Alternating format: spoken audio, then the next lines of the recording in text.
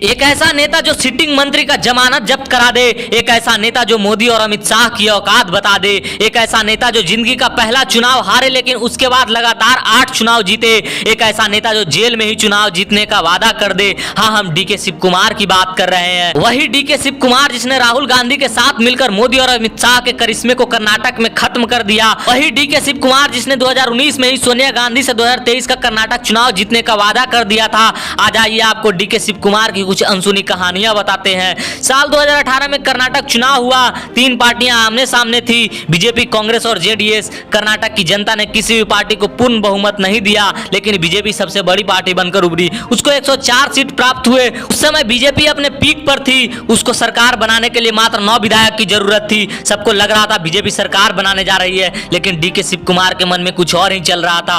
वो चुपचाप सोनिया गांधी और राहुल गांधी के साथ मिलकर अपना सारा प्लान बना रहे थे। अगर 9 विधायक जुटाने के लिए बीजेपी अपना सारा हथकंडा अपना रही थी। कभी जेडीएस तो कभी कांग्रेस के विधायकों से संपर्क करने की कोशिश कर रही थी, लेकिन उनके विधायक टस से मस ना हो रहे थे। जेडीएस के तरफ से आरोप यहां तक लगाया गया कि उनके विधायकों को 100-100 करोड़ देकर खरीदने की कोशिश की जा रही है। बीजेपी ने इस आरोप को निराधार बताया, लेकिन मोदी और अमित शाह को समझ नहीं आ रहा था कि आखिर एक भी विधायक टूट क्यों नहीं रहे हैं। केंद्र में सरकार उनकी है, फिर भी जेडीएस साथ क्यों नहीं आ रही है। इनके सारे सवाल का जवाब डीके शिव कुमार था। दरअसल नतीजे आने के बाद ही उसने जेडीएस से मुलाकात कर जेडीएस का मुख्यमंत्री बनाने का वादा कर दिया था और कांग्रेस जेडीएस के सारे विधायकों को अपने संरक्षण में रखे हुए था।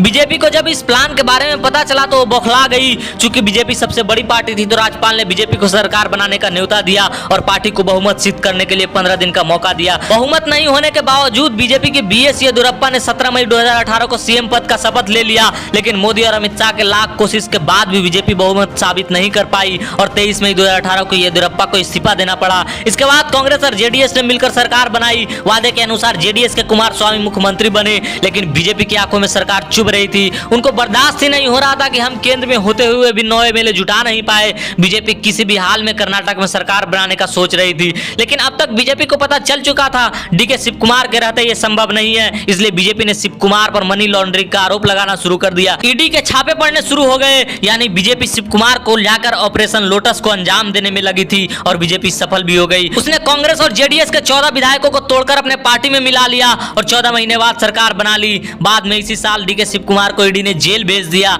लेकिन 50 दिन बाद उनको हाई कोर्ट से जमानत मिल गई। इसी समय जब वो तिहाड़ जेल में बंद थे तो सोनिया गांधी उनसे जेल में मिलने गई थी। वहीं उन्होंने वादा किया था 2023 में कर्नाटक चुनाव जीतकर बीजेपी का सफाया शुरू करेंगे। उसके बाद आज 2023 में आ जाइए, डीके शिव कुमार ने अपना वादा पूरा कर दिया। जो बीजेपी कांग्रेस को भारत से मुक्त करने की बात कर रही थी, उस बीजेपी को शिव कुमार ने दक्षिण भारत से ही मुक्त कर दिया। जो 14 विधायक बगावत किए थे उनमें 8 हार गए।